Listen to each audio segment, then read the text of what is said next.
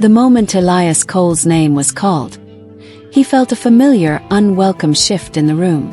It wasn't just the stale air of the Charlotte Municipal Court. It was the way Judge Alistair Finch's gaze locked onto him, cold and sharp as broken glass. Elias had watched a white kid in a hoodie and an older, disheveled man in a wrinkled shirt both get a pass for being late. Finch had even shared a chuckle with the second man. But for Elias, the smile was gone. This was different. This was personal. From the bench, Judge Finch's lips curled into a sneer. "Look at him," he thought. His eyes raking over Elias's tailored suit. Struts in here in his 1,000 suit like he owns the place. Thinks the rules are for other people. The judge leaned forward, his knuckles white on the gavel. Time to teach one of them a lesson in respect. "You're late, Mr. Cole." Finch's voice sliced through the courtroom, dripping with contempt.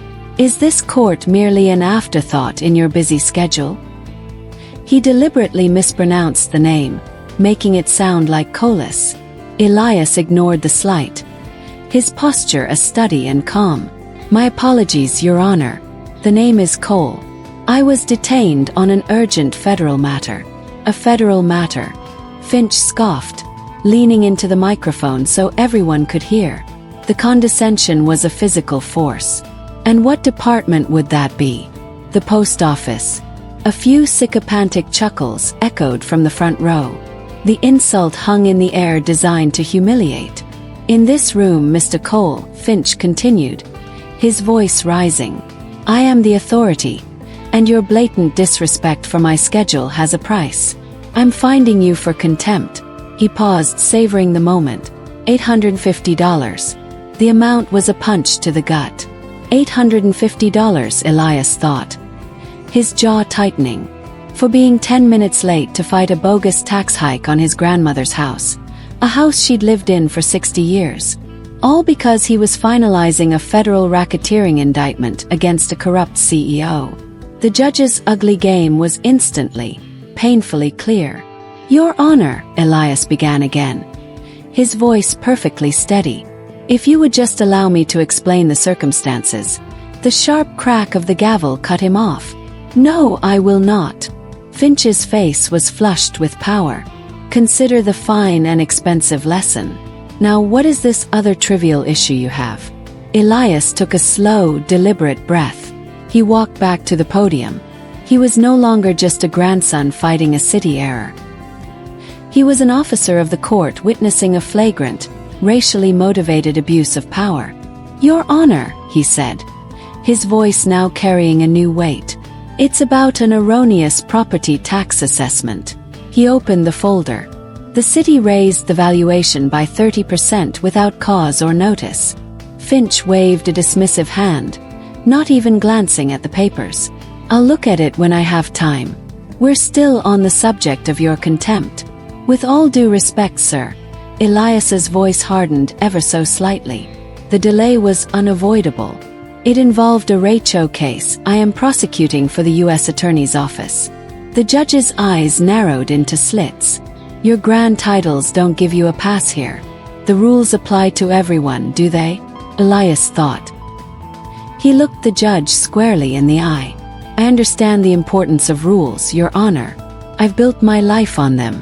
That's why I have to ask, are they being applied consistently to everyone in this courtroom today?" A collective gasp went through the room. The court clerk's hands froze over her keyboard. Judge Finch's face turned a deep blotchy red. "Are you questioning my integrity, Mr. Cole?" He seethed.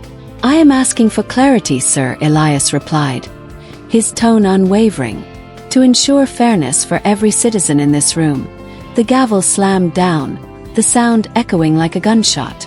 "I will not be cross-examined in my own courtroom. The fine stands. We are done here." "Thank you, Your Honor," Elias said, his face an unreadable mask. He gathered his folder and walked away from the podium, the weight of every stare on his back. In the gallery, an older black man met his gaze and gave a slow, deliberate nod of solidarity. As the session ended, Elias strode out of the courthouse into the North Carolina Sunday. This was never about a tax bill. It wasn't even about the fine anymore. He pulled out his phone and found the number for his boss, Elena Morales. He paused. No, he decided, his resolve hardening into steel. Not a phone call. Not for this. He turned and walked back into the courthouse. Judge Alistair Finch thought the matter was closed. He was about to learn a fundamental truth. You never ever pick a fight with a man who gets the last word for a living. The courtroom was nearly empty now. Judge Finch was at his bench, shuffling papers with a weary sigh. He looked up as Elias approached the podium again, and his face twisted into a mask of pure irritation. Mr. Cole, the session is over. If you have further business, you'll need to schedule it like everyone else. With all due respect, Your Honor, Elias began. His voice quiet, but resonating with an authority that made the bailiff, Officer Miller, straighten his back. I believe it's imperative that I introduce myself properly. Elias held up his credentials. The embossed golden eagle of the United States Attorney's Office seemed to catch every ray of light in the dim room. My name is Elias Cole.